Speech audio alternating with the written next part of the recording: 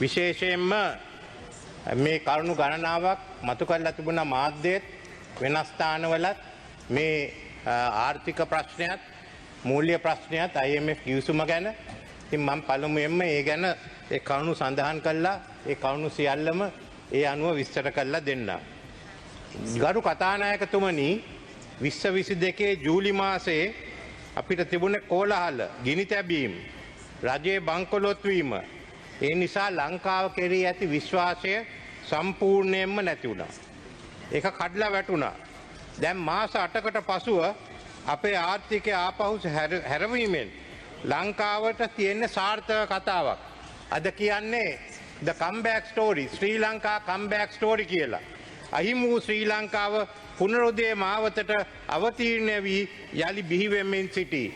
දැන් ඒක ඉදිරියට ගෙනියන්න මේ මුළු රටේම සහයෝගය ලබා දෙන්න කියලා අපි මෙතන සඳහන් කරන්නට කැමතියි. ඒ කාලේ තත්ත්වය ගැන මම ආපහු කෙටියෙන් කියන්නම්. හැම එක්කෙනාටම මතක් කරන්න. විශේෂයෙන්ම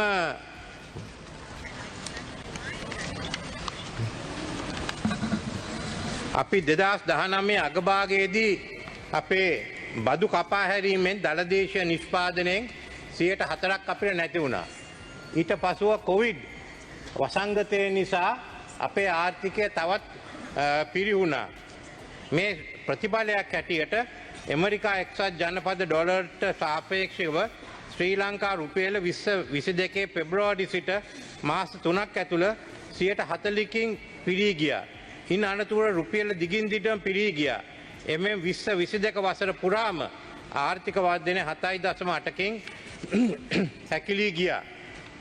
2022 සැප්තැම්බර් වෙන 2022 අපි සැප්තැම්බර් වෙනට උද්දමනය 70%ක ඉක්මවන අතර ආහාර උද්දමනය 95%ක් තරම් ඉහළට ගියා. අන්න එහෙම තත්වයකින් තමයි අපි තිබුණේ. මේ පසුබිමේ ජූලි මාසයේ ජනාධිපති තනතුර බාරගත්තේ ජනතාව දුක් විඳින අවස්ථාවක, බලාපොරොත්තු කඩ වුණු අවස්ථාවක රට යලිත් ගොඩ ගන්න හැකි වෙයි මම විශ්වාස කර නිසා. ඒ වගකීම මම ඒ නිසා බාරගත්තා. උද්ඝෝෂණ විරුද්ධතා මැද මම ඒ වගකීම බාරගත්තා. නොඑසේනම් රට සම්පූර්ණ විනාශයකට පත් වෙනවා. මගේ ගෙදර පුස්තකාලයේ චිත්‍ර ගිනිබත් වලින් විනාශ වුණාට මම ඒකට පසුබට උනේ නැහැ. රට විනාශ නොවි රට ගොඩ ගන්න අපි ක්‍රියා කරා.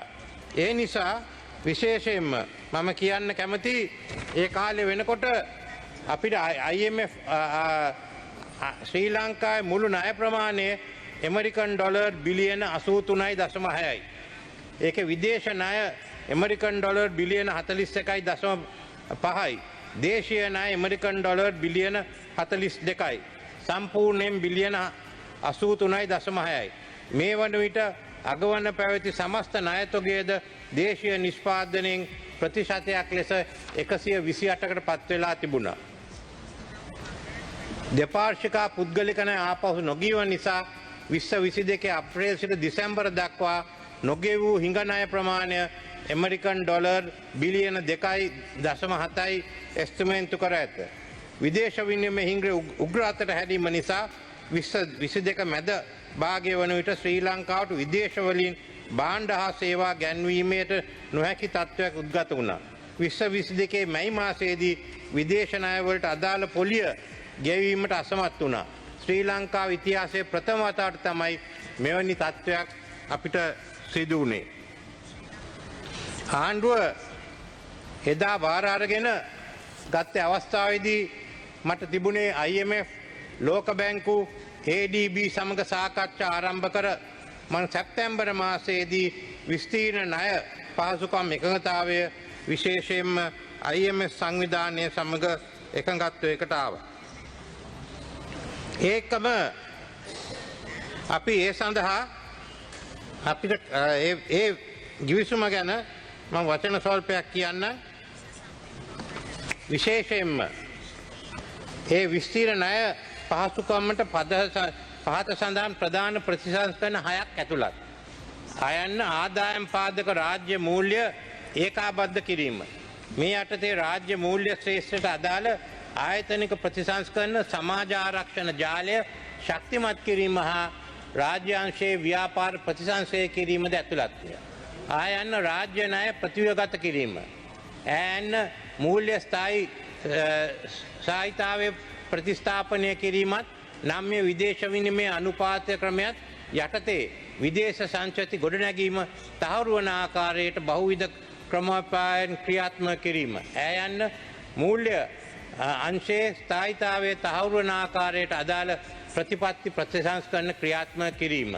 ඊයන්න දූෂණ තත්ත්වයට පාලනය කිරීම සඳහා අවශ්‍ය ව්‍යුහාත්මක ප්‍රතිසංස්කරණ ක්‍රියාත්මක කිරීම.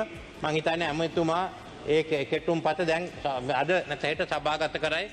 ඊයන්න ආර්ථික වර්ධනය ඉහළ නැංවීමට අවශ්‍ය ක්‍රියාමාර්ග ගැනීම.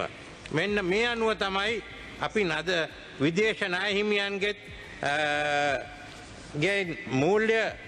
මූල්‍ය කරන සහතිකය ලබා ගත්තේ ෆයිනෑන්ෂල් ඉන්ෂුරන්ස්. මේ පියවර ගත්ත නිසා තමයි අපිට මූල්‍ය කරන සහතිකය ලැබුණේ. මූල්‍ය කරන සහතිකය නිසා තමයි විශේෂයෙන් මේක ලබා දුන්න පැරිස් ක්ලබ් හා ඉන්දියාව පොදුවේ ක්‍රියා කළ අපි එක ලබලා දුන්නා. ඉන්දියාව ඉස්සෙල්ලා මේ ප්‍රකාශ කරේ. ඒකට ස්තුති වෙනවා. චීනය වෙනම ක්‍රියා කරන්නට බලාපොරොත්තු වෙනවා. එහෙනම් එක අතකින් පැරිස් ක්ලබ් එක සහ ඉන්දියාව සමග අපි සාකච්ඡා කරනවා. අනික් අතින් චීනය සමග සාකච්ඡා කරනවා. මේ සාකච්ඡා වලින් පස්සේ පුද්ගලික නායකරුවන් එක්ක අපිට සාකච්ඡා කරන්න තියෙනවා. මේ ගිවිසුම නිසා අපිට IMF එකෙන් මම ඩොලර් බිලියන 3ක් විතර ඊළඟ අවුරුදු 4 ලැබෙනවා. ඒ වගේම අනික් ආයතනෙත් මුළු ප්‍රමාණය ගත්තොත් මේ අපිට බිලියන 7ක් විතර ලබා ගන්නට පුළුවන්. ඒ මුදල් උවමනයි. ඒකම මේකේ ප්‍රතිඵලයක් දැන්ටම පේනවා. විදේශ බැංකු මූල්‍ය ආයතන විශ්වාසය අපි ආපහු ලබාගෙන තියෙනවා. දැනටම ආර්ථික ස්ථාවරභාවය ඇති වීගෙන යනවා. සමාජ ආරක්ෂණයට වැඩි මුදලක් ලැබෙනවා. ආයෝජකයන් ලංකාව දිහා බලනවා. ඉතින් 16 වතාවක් IMF ගිවිසුම් වලට පැමිණලා අපි සම්පූර්ණයෙන්ම ක්‍රියා කරේ නැහැ. එනේ 17 වෙනි අවස්ථාවේදී ස්ථාවර කර පදනමක් එනකොට අපේ දීර්ඝකාලීන දුර්වලකම් නැති කළා අලුත් වැඩසටහනකට යන්න තියෙනවා. මේකට කරුණු කීපයක් තියෙනවා. එකක් තමයි ණය පිළිබඳ ණය ප්‍රතිව්‍යුහගත කිරීම පිළිබඳ අපිට තියෙන සාකච්ඡා. ඒක අපේ දෝපාර්ශ්වික රටවල් එක්කත් ඒ වගේම පුද්ගලික නායකරුවන් සමග සාකච්ඡා කරනවා. අපිට උවමනයි මේ ණය ප්‍රතිව්‍යුහගත කරන්න. If we don't restructure the debt, we won't have the liquidity, either in dollars or in rupees for the government to go ahead. එහෙනම් මේවැ තත්ත්වක තියයි බලන්න මේ නිසා ආපහු රජයට උවමන ඒ සේවයන් සඳහා මුදල් ලබා ගන්න.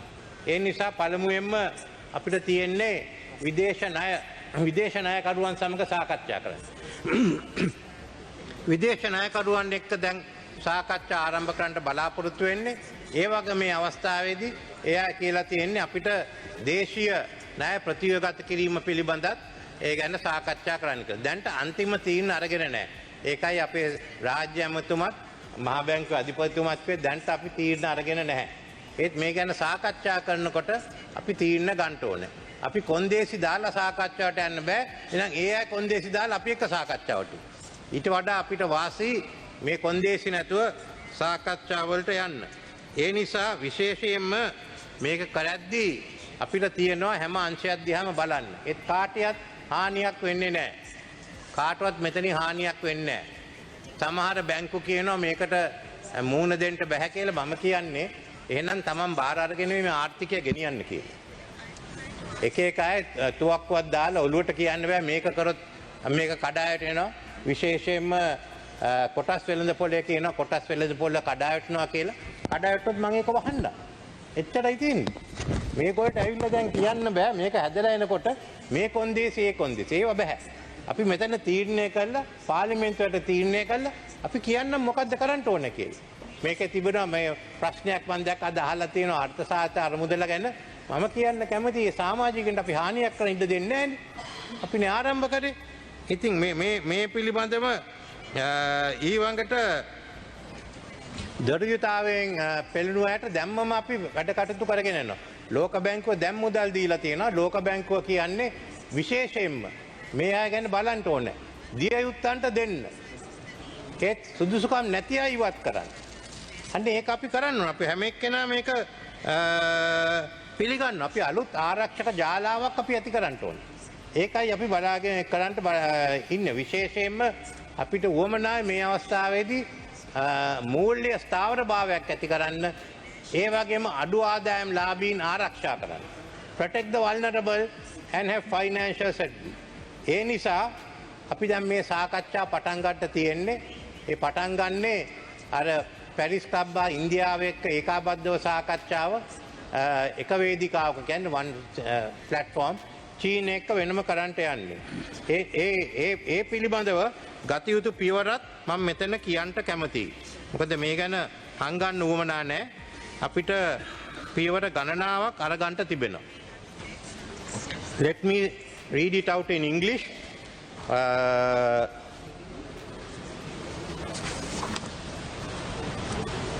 We have taken 9 prior actions which we agreed to. So we are qualified under that. These are fiscal consolidation, cabinet approval of revenue measures to support fiscal consolidation during 2023 in line with the program parameters.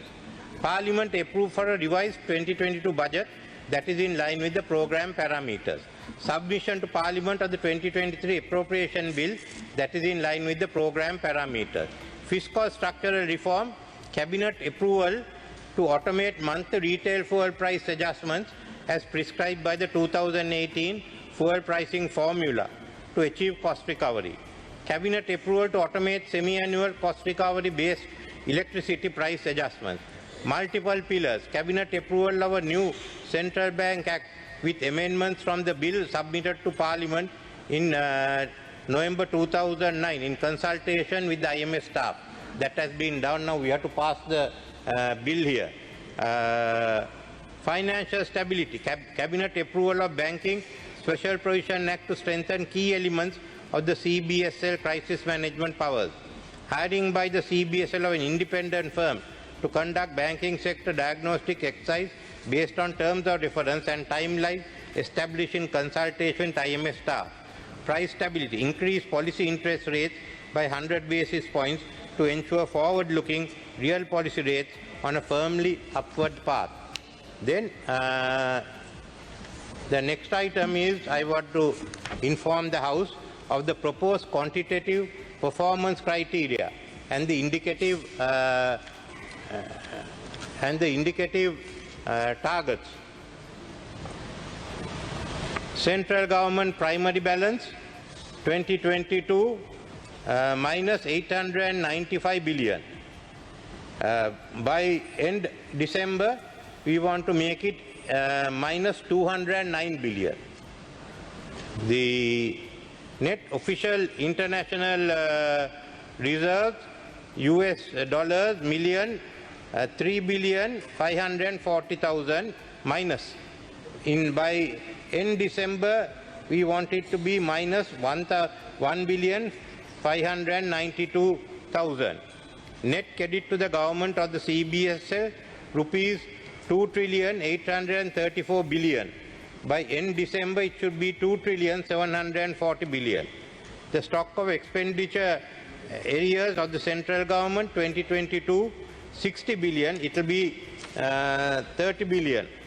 Central government tax revenue flow 2022 it was 1,751,000.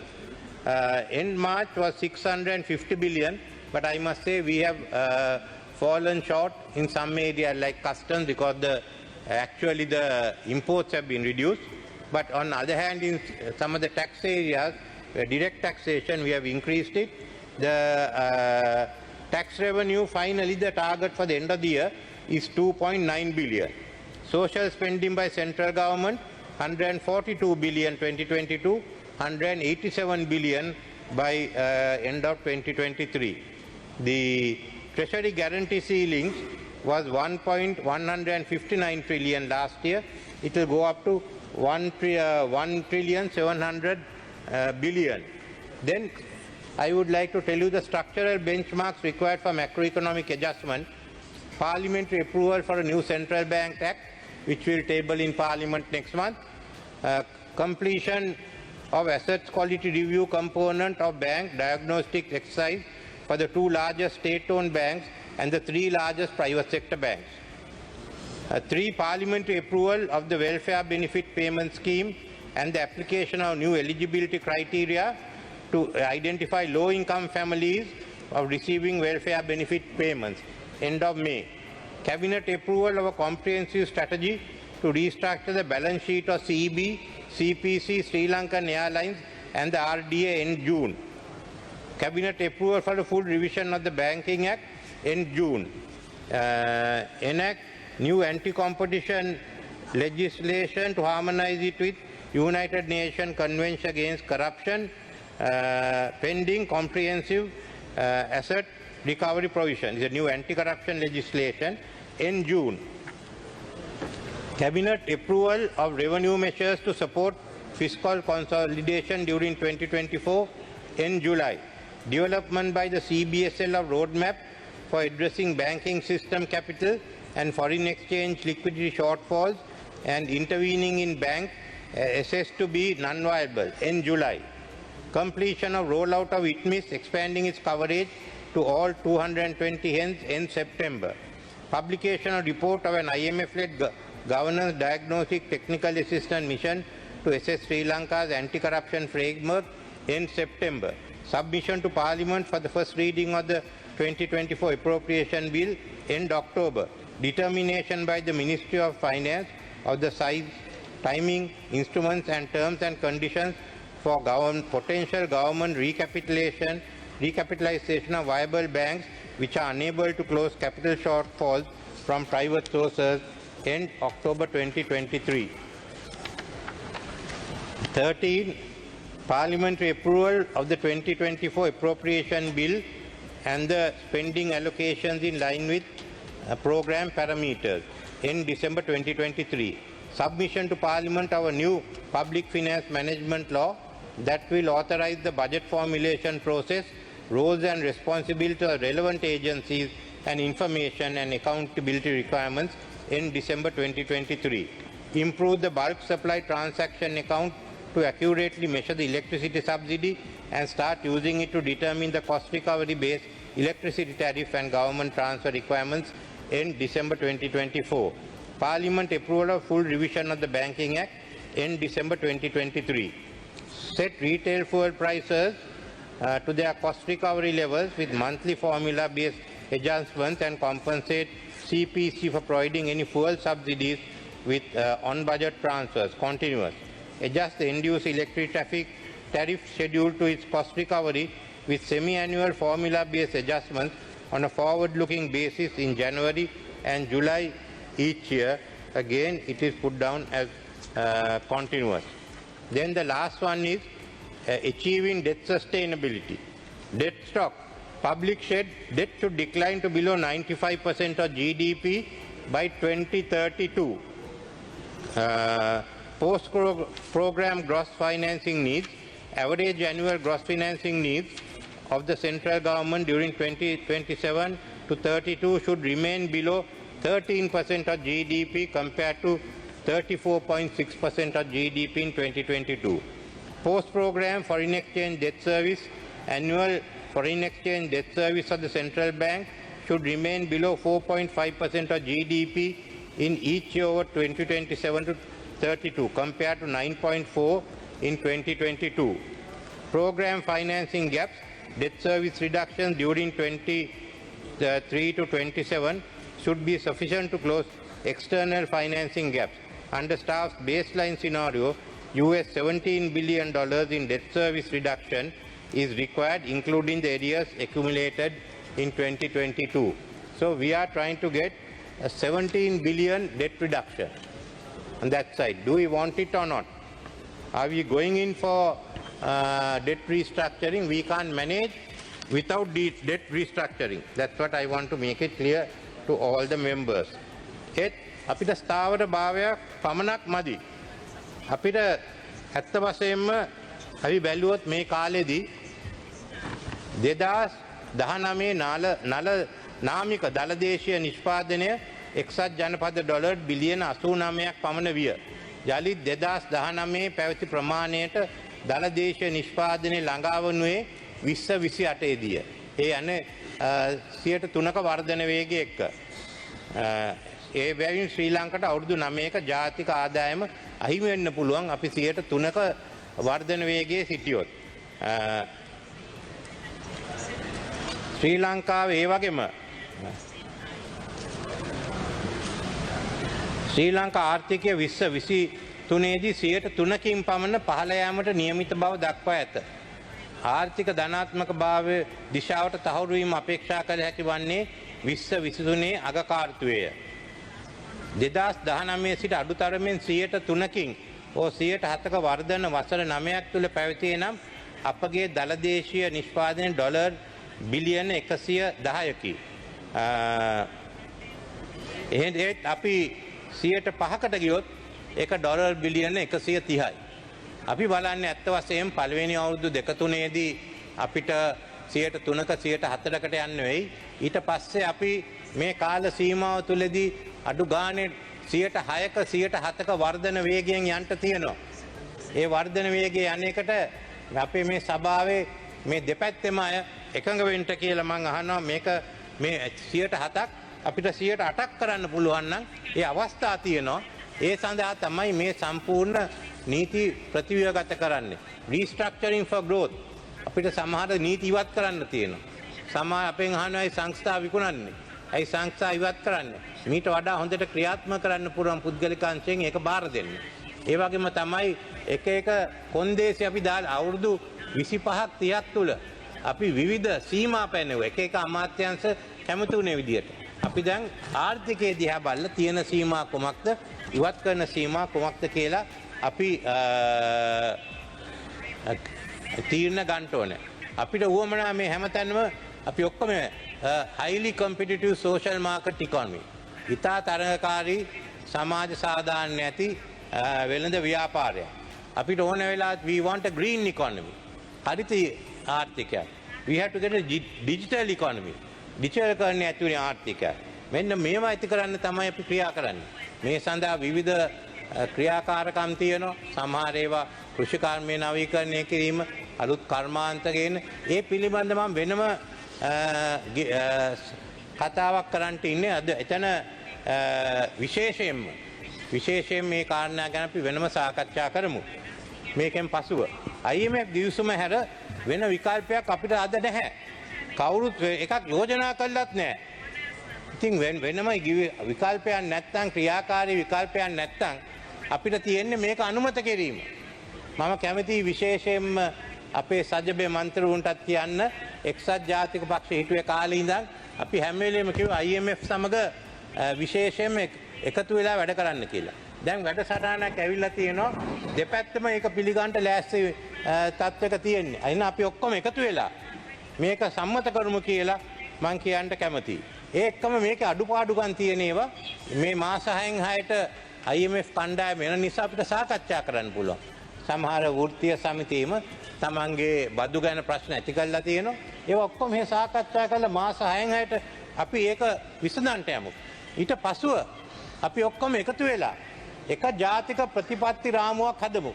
2048 වෙනකම් මේ රටේ තියෙන ජාතික ප්‍රතිපත්ති රාමුව කුමක්ද?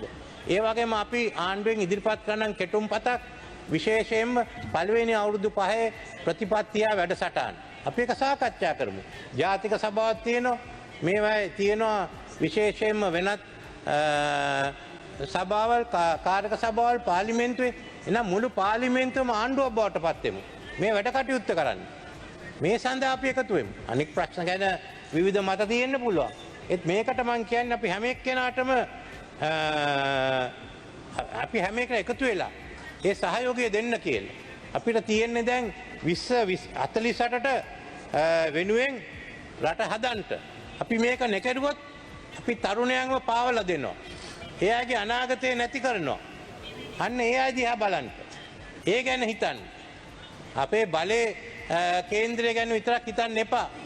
බලේ මාරු කරන විතර අපි කාටවත් ඉන්න බැරි වෙනවා තව අවුරුදු 2-3කින් මේ වැඩ කටයුත්ත කරන්නේ නැත්තම්. ඒ නිසා අපි සියලු දෙනාම එකතු වෙන්න මේක අනුමත කරන්න. ඊට පස්සේ අපි එකට එකතු වෙලා අවුරුදු 2048 වෙනකන් තියෙන ප්‍රතිපත්ති මාලාව සකස් කළා. ඒ වගේම පළවෙනි අවුරුදු 5 ඒ වැඩසටහනත් ක්‍රියාත්මක කරන්නට කියලා ඉල්ලමින් මගේ වචන ස්වල්පය මම අවසන් කරනවා.